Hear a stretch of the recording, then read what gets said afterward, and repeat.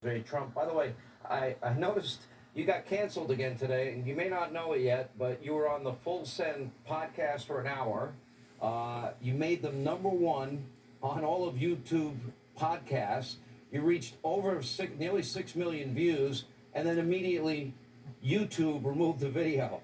Uh, I guess if your name's Donald Trump, you get canceled. If you're an Ayatollah in Iran and you threaten to wipe Israel off the map, you don't get canceled. Maybe you can explain that to me. Well, it's the Nelk Boys, and I was asked to do that by a tremendous guy named Dana White, Dana White of UFC, and he said, would you do an interview with them?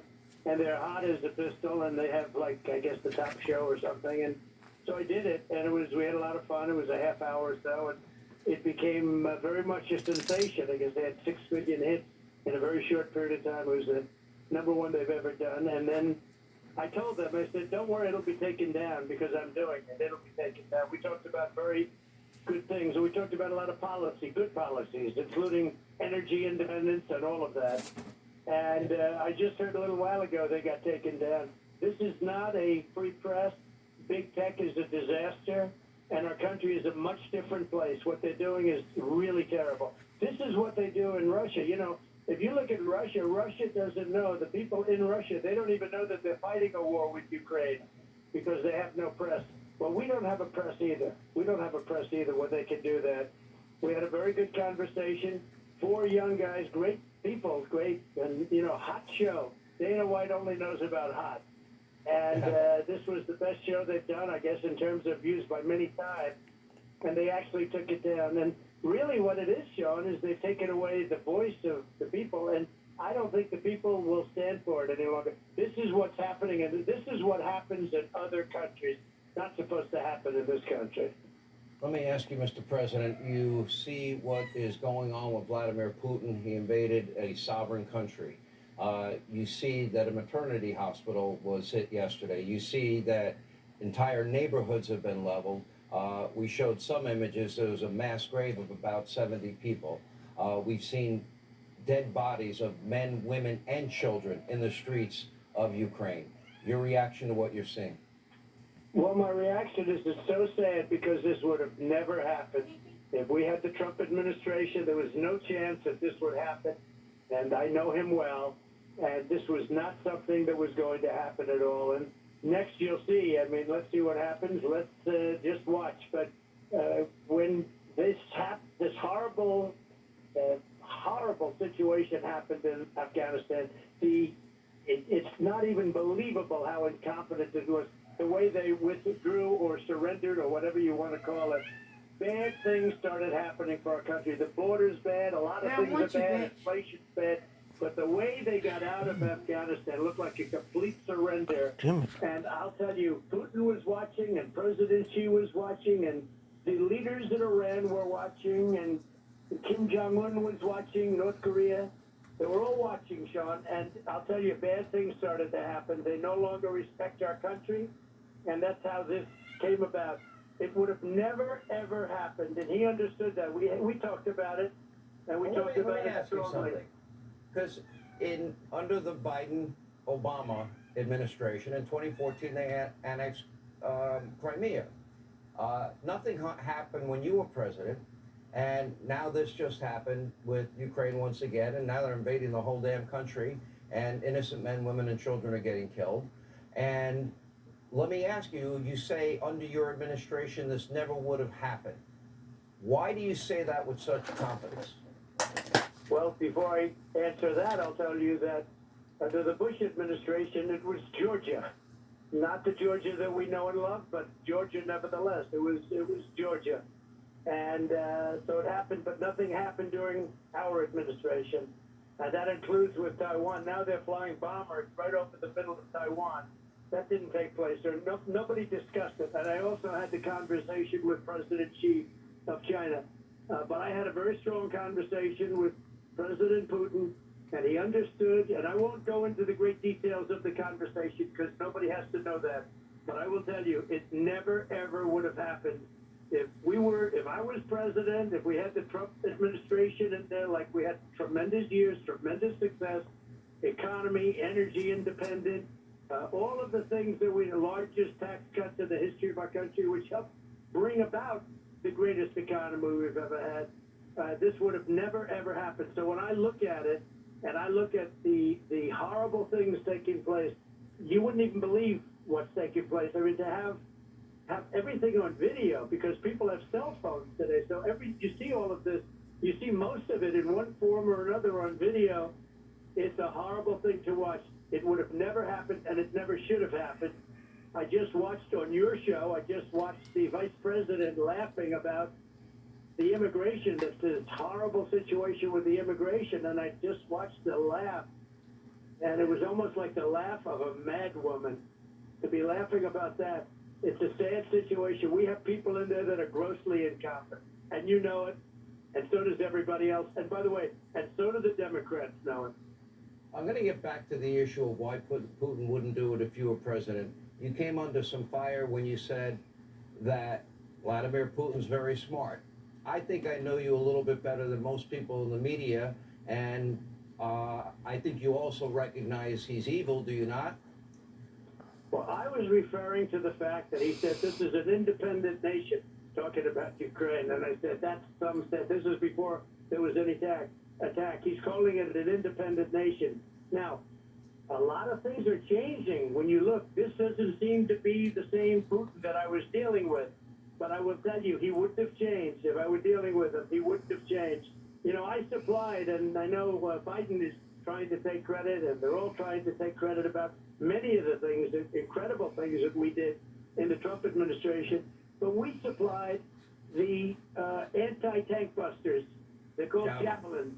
And without them, you wouldn't have anything like what's happening. I mean, they're knocking out the tanks one after another, and this has become a much tougher situation, much tougher. Also, gunnery for the aircraft, for knocking out aircraft. You know, a lot of aircraft's been knocked out of the air. That's why everyone's saying, how come there aren't very many Russian planes overhead? Well, we hit them with the Stingers and all of the other things that we supplied. We supplied tremendous amounts of equipment so they could defend themselves, and they've done a great job. You look at what's happening, however, with the planes, that's all botched up. The planes from Poland, that's all botched up, and would you have allowed those to be watching? Would you have provided planes to Ukraine now that they're showing a willingness to take on Putin and fight? Well, I would have done it a lot differently than they've done it, and what they've done is just terrible. Back and forth between the United States. Look, Biden, every time he gets up, he says they are a nuclear nation. He should say we are a nuclear nation. And, you know, I rebuilt our whole nuclear arsenal.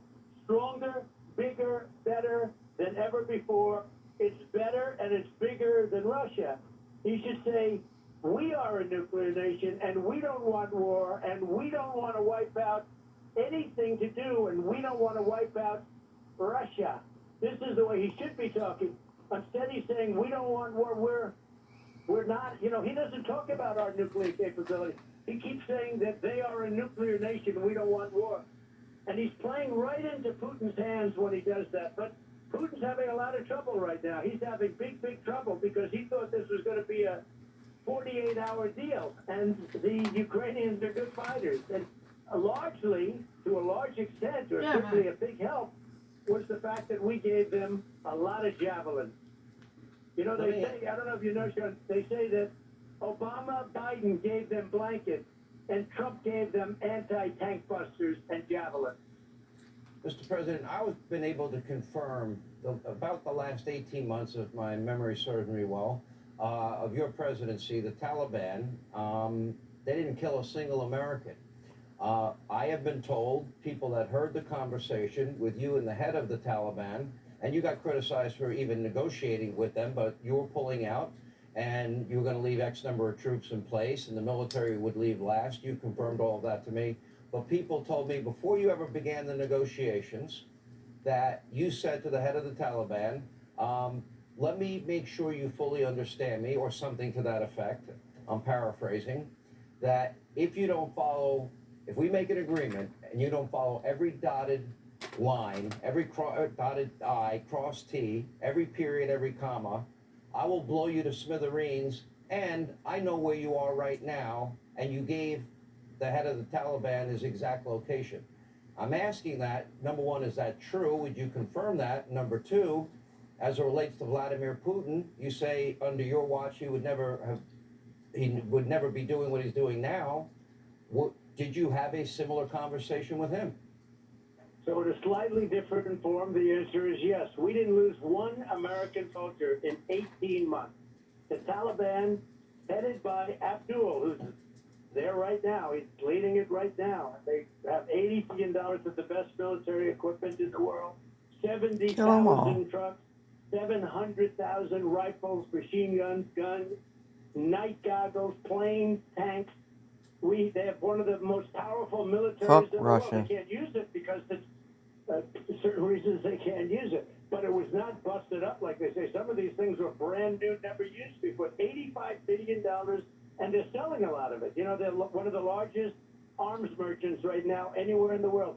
Yeah, Abdul knew that he would be hit so hard, like they've never been hit before, if they kill any American soldiers, because they killed a lot of soldiers under the previous administration, as you know.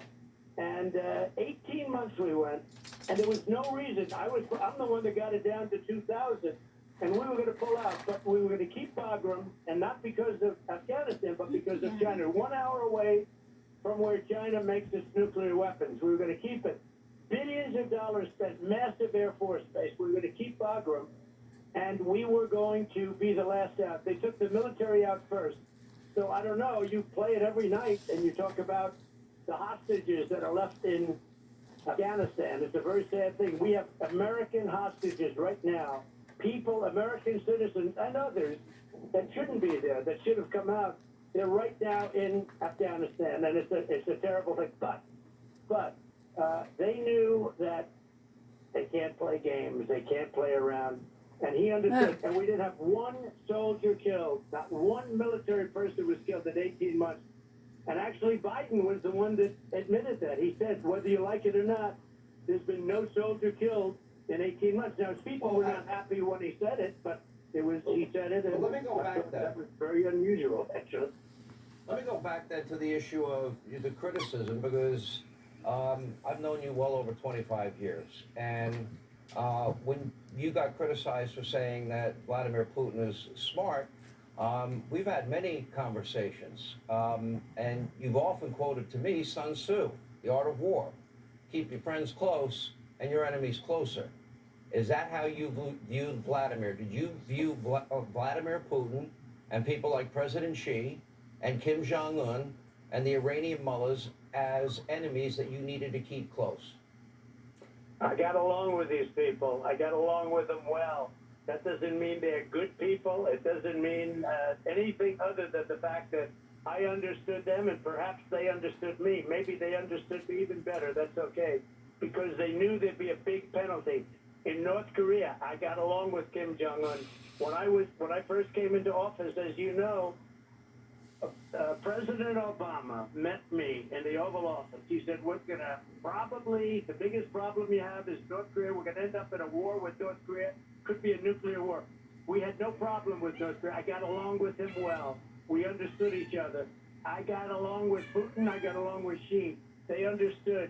There was never going to be a takeover of Taiwan. There was never going to be a takeover of Taiwan.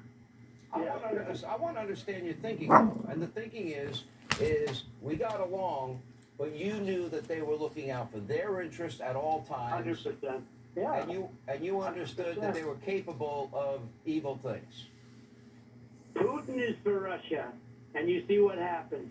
And that's all because they didn't respect our leader. Look, there was nobody, and Putin would tell you this if he was telling the truth, and I'm sure he's told it to all of his inner sanctum. Nobody was tougher on Russia than me. I closed down the pipeline. Biden came in incredibly. He opened the pipeline, closed the American pipeline and pipeline, by the way, very soon. You'll be seeing that. But I closed the pipeline going into Germany and other parts of your Nord Stream 2. Nobody had heard of Nord Stream 2 until I came along. I closed it down. It was a dead deal. And then he opened it up. I was sanctioning everybody. Nobody ever, and as we said, I gave them the Javelin, the anti-tank busters. I gave them weaponry in Ukraine.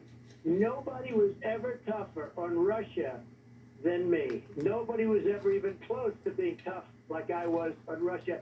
And then you hear the Russia hoax. You know, the whole hoax made up by Hillary Clinton and the Democrats. And frankly, that was very bad for our country. I said it very often. Very, very bad, very dangerous, very bad. And hopefully a lot of things are going to happen with those people because they created a false narrative. But nobody was ever tough on Russia like I was. And Putin will tell you.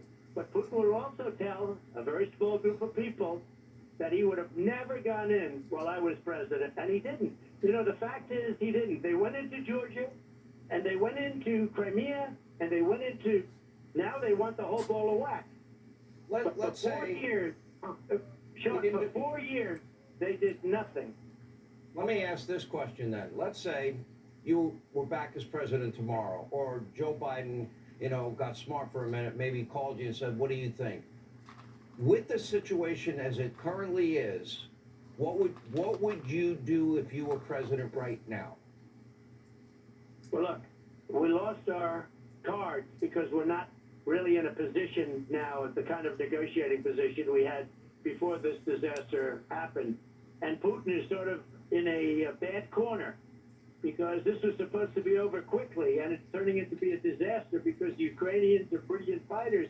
And don't forget, you have, out of 47 million people, you could have 2 million people that are armed with rifles. That's a lot of people. He doesn't have anywhere near the capacity to handle that many people.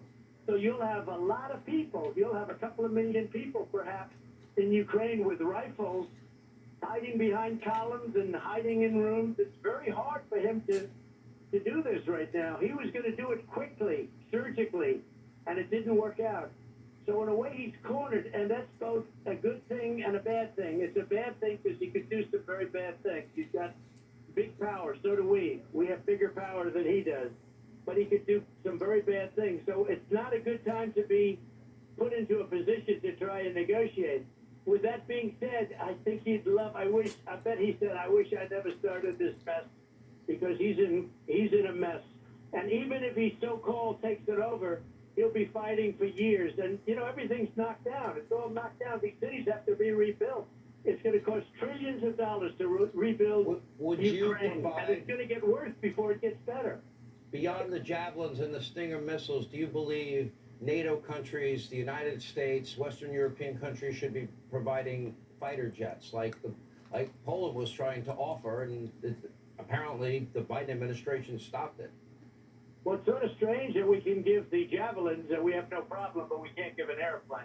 So it's a little bit strange, right? We can give Javelins, we can give them all sorts of weaponry, which I gave them. But all of a sudden, if you give them an airplane, that's like, that's going to start World War III.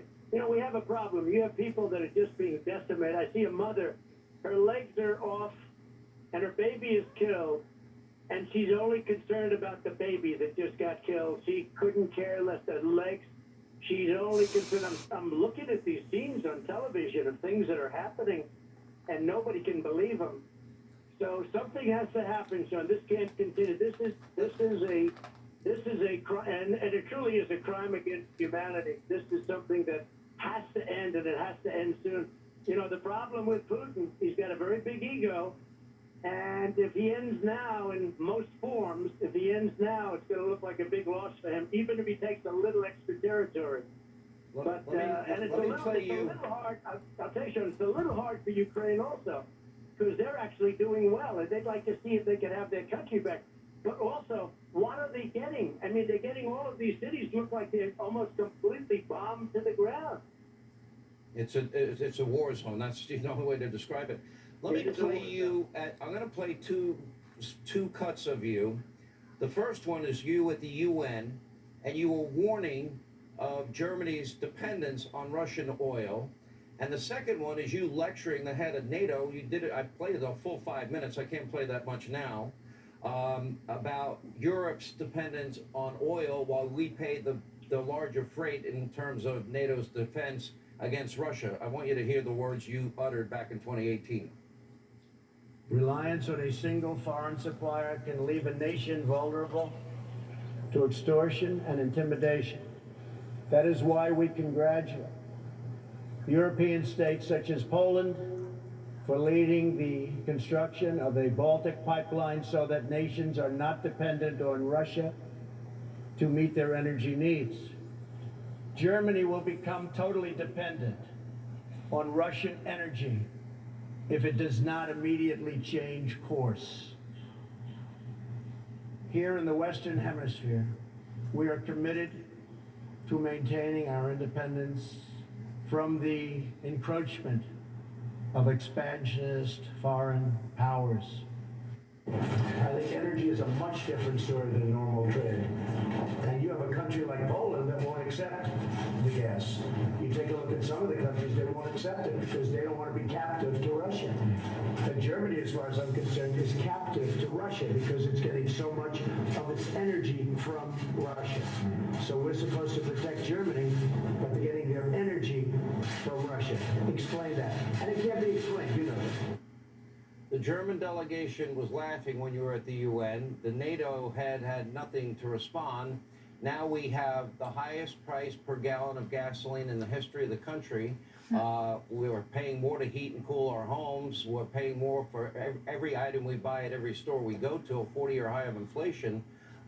You predicted a lot of this would happen.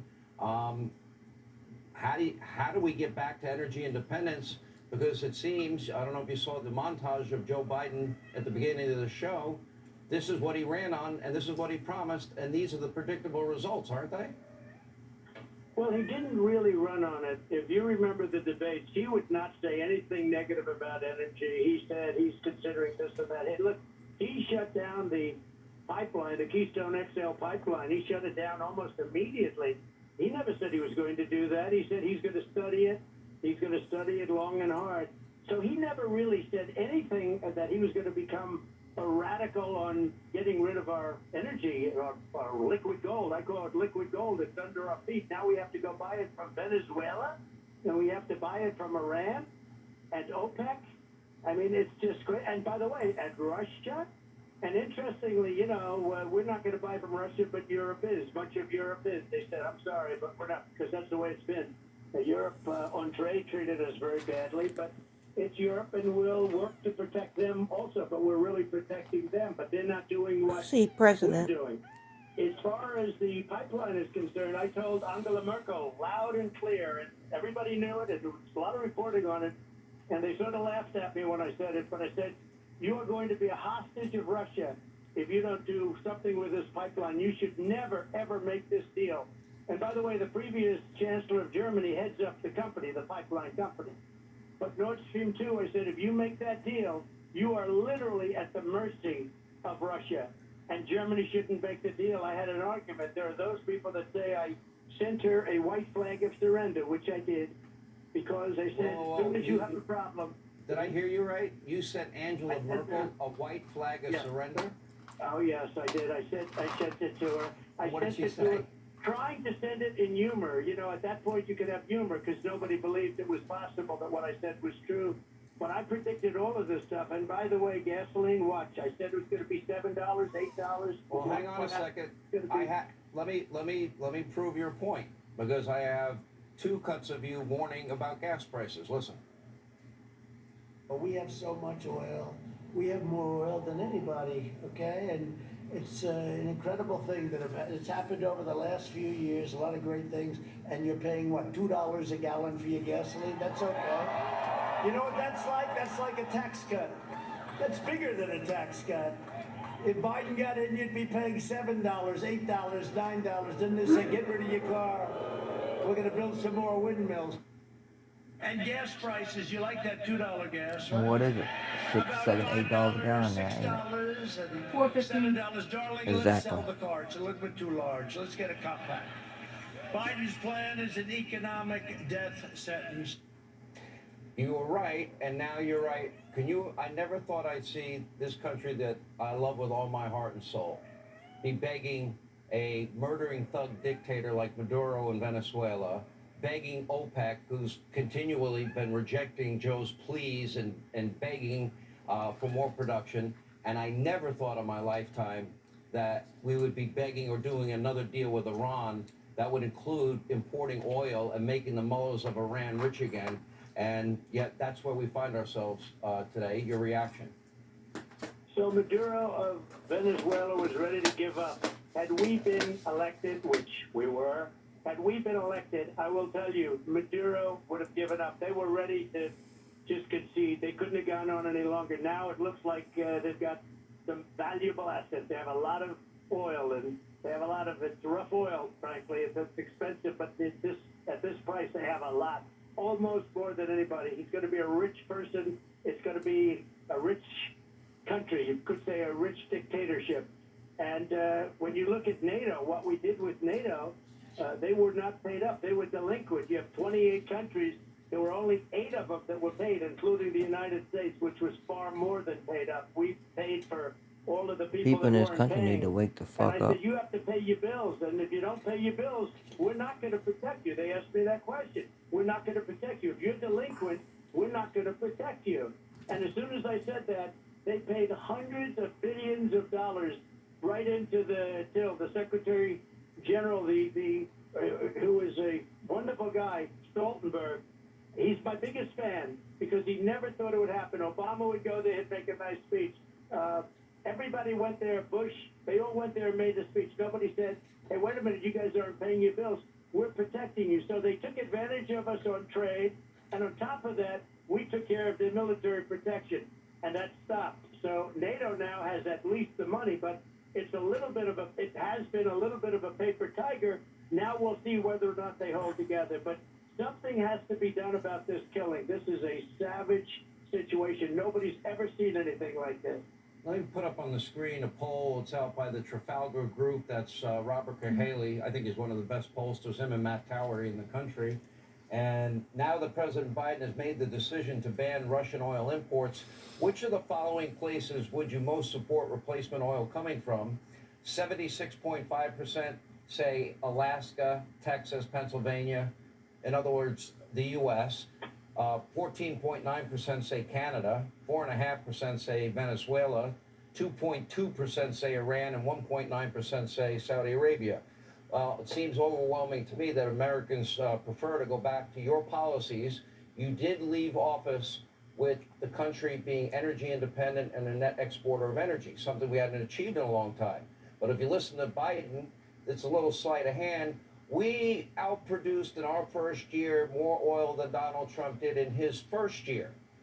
But you were handed off their horrible energy policies in the first place. So you had to reverse it, and you ended up with energy independence. So it's another dishonest moment for Biden.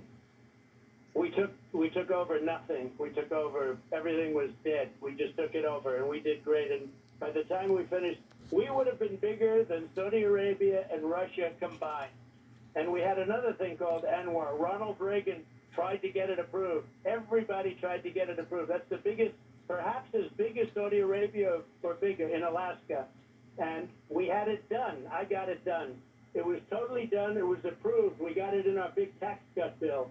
It was all approved by the House, by the Senate. I signed it. It was done. And they came in and they ended it immediately, almost on the first day. And Lisa Murkowski from Alaska, should have never approved that person that came in, because the person, one of the first acts is to end ANWR.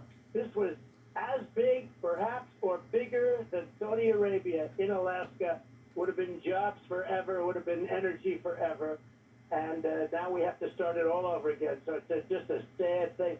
But we would have been bigger than Saudi Arabia and Russia combined by far. And we became number one, and also totally energy independent. We didn't have to go to the Middle East anymore. We didn't have to go to OPEC anymore.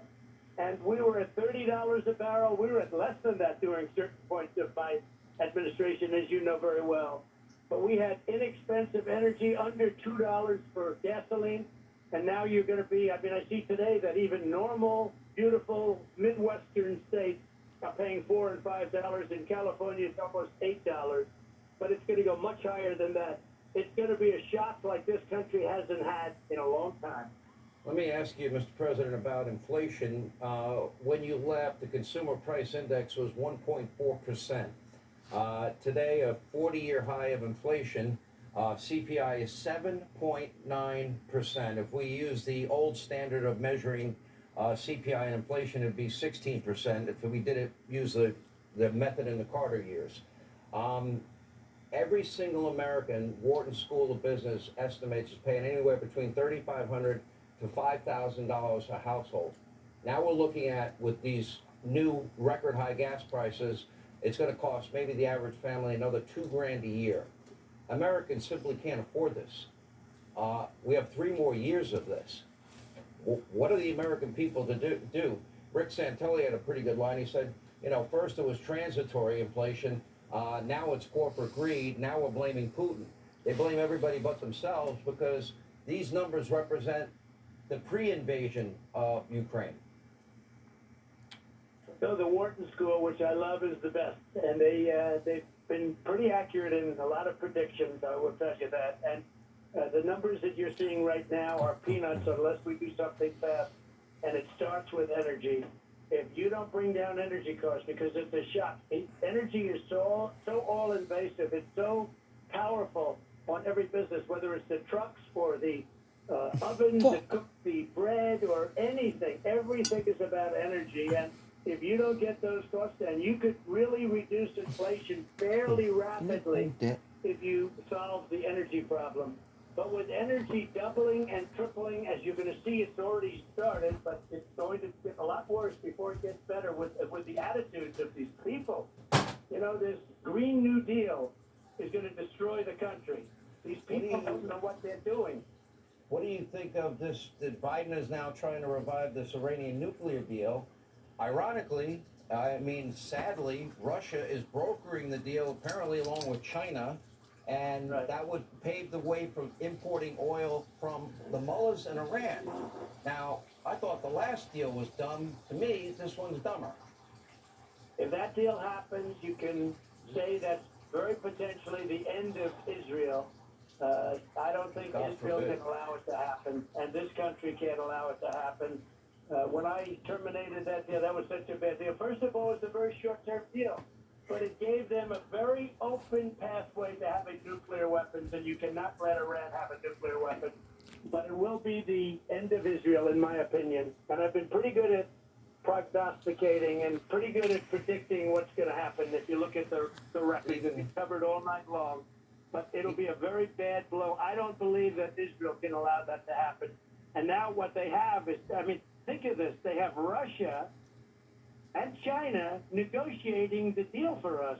And they want billions and billions of dollars. Again, if the Trump administration continued on in place, we would have already had a really good deal with Iran. Everybody would have been happy. It would have been done, and they would have never had a nuclear weapon. They were ready to do it. But now China's buying, as you know, millions of barrels of oil.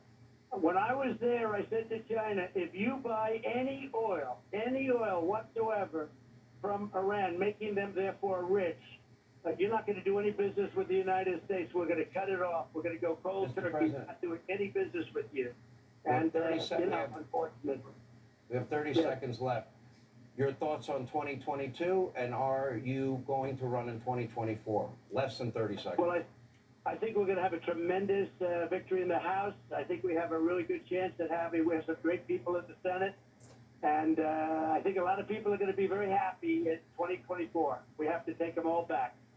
There's no doubt about it. I don't think things can get much worse. President Trump, always great to have you. Thank you for your time. And unfortunately, that is all the time we have left this evening. We always thank you for being with us. You make this show possible. We are watching very closely. Apparently, we're expecting from our intel community telling us that things are ratcheting up in Kyiv. We'll be watching it all night. Stay tuned. Let Not Your Heart Be Troubled. Laura's next. We'll see you tomorrow night.